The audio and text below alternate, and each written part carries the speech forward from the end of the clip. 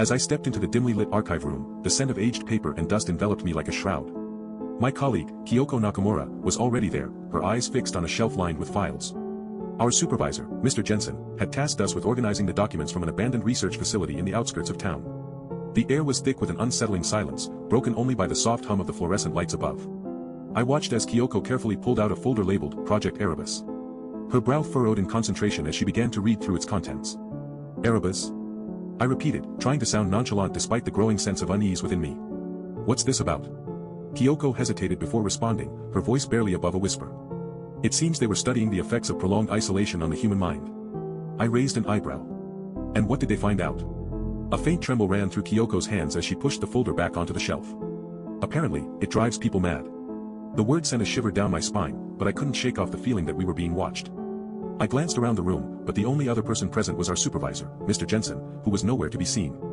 Let's get back to work, Kyoko suggested, her eyes darting towards me with an unspoken warning. I nodded, but as I began to sort through the files, my fingers felt heavy and slow. It was as if time itself had slowed down, like we were trapped in a perpetual state of suspended animation. The documents seemed to blur together on the shelf, their contents blurring into a maddening mess of numbers, codes, and cryptic notes. I heard Kyoko's faint muttering as she worked, but her words made no sense to me. It was as if we were speaking different languages, each trapped in our own private hell. As I delved deeper into the files, I discovered a strange discrepancy in the records, dates that didn't match, events that seemed to have occurred out of sequence. The more I dug, the more I realized that something had gone terribly wrong at the research facility. And then, just as suddenly as it began, everything stopped. The fluorescent lights above flickered and died, plunging us into darkness. Kyoko's gasps filled the air, followed by a silence so oppressive that I could feel its weight bearing down upon me. I strained my ears, trying to pick up any sound, but there was nothing. No creaks, no groans, just an eerie stillness that seemed to seep into every pore of my body.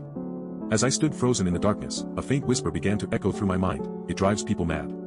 The word sent a wave of dread coursing through me, and I knew, with absolute certainty, that we were no longer alone in that archive room.